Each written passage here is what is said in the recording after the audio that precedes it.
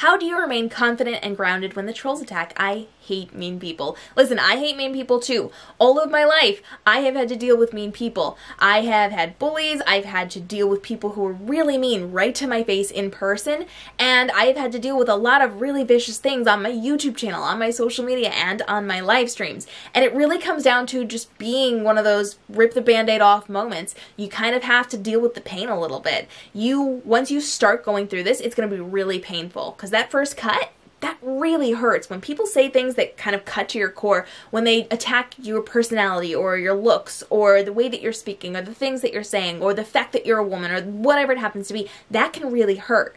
And those first couple of cuts, oh, you feel those. You bleed a lot. But what happens when you get cut? I know this is kind of a disgusting thing, but what happens when you get cut?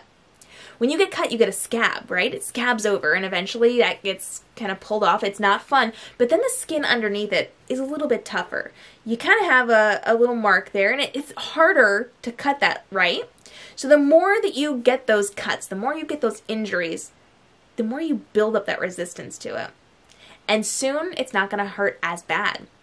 So the more you go through it, the better it gets. You have to understand you can't internalize it, and that's really hard to do at first. The more it happens to you, the less you internalize it.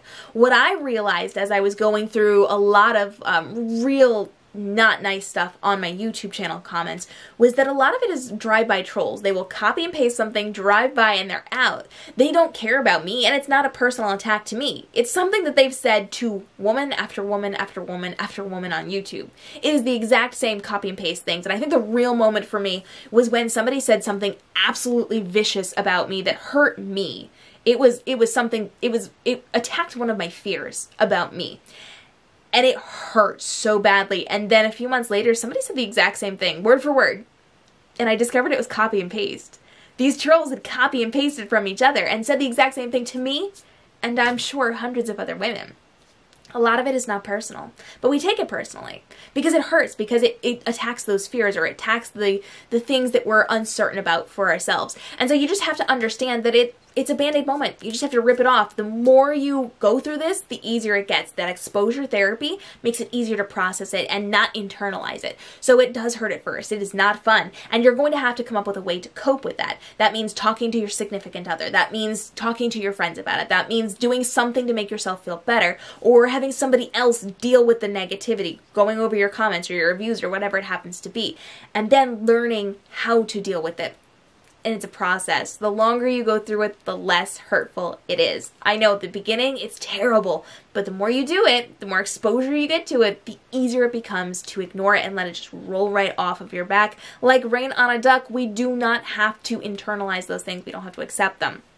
But another thing I want to point out is that you decide who impacts you. Are you going to take advice from someone who is not living the life that you want to live? Are you going to take critique from somebody who's not doing the thing that you're already doing or that you want to do? The critique that you're getting should only be from qualified sources. So if somebody rolls into my life, whether it is on my YouTube channel, on a live stream like this, whether it is my friends and my family, I'm going to objectively look at that and say, do they have the life that I want? Are they qualified to speak into my life? Are they qualified to give this critique? Because 99% of the time, they're not going to be. Even your friends and family, they don't understand how your industry works. They don't understand these things. And so they're going to say things to be mean or to accidentally be mean, not intentionally.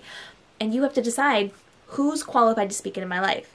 Those people who don't understand my industry aren't qualified to speak to me. So I do not take their critique if they're not qualified. And drive-by commenters on my YouTube channel or on my live streams are not qualified to speak into my life in a way that I'm going to change my actions.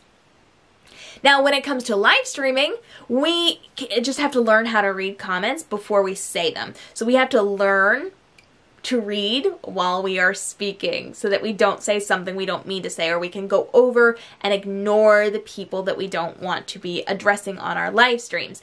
And sometimes you just have to roll with the punches. Sometimes you'll accidentally read something out loud, or you'll see something that hurts a little bit.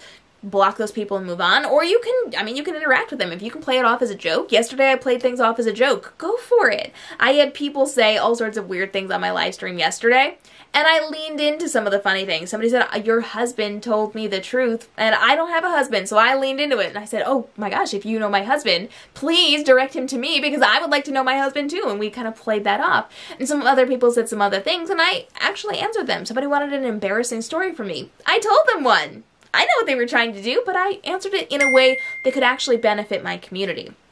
So the more you do it, the easier it gets. The one thing I will say is every once in a while you'll get a really, really bad person on your live stream. And only once in my entire career have I ever had somebody on my live stream that was so bad that I froze on air. And thankfully I had somebody in my audience who was able to ask me a question and snap me out of my staring in disbelief at the screen. So have people around to kind of help you with that. Your fans, your followers, the people who are joining you will likely jump in to defend you. And it's really great to have moderators on your live stream so that they can remove people as well. But you just kind of have to deal with that with experience. The more experience you have, the easier it gets to navigate those things. And the more you grow, the more you're going to experience it. So there's great learning opportunities there as well.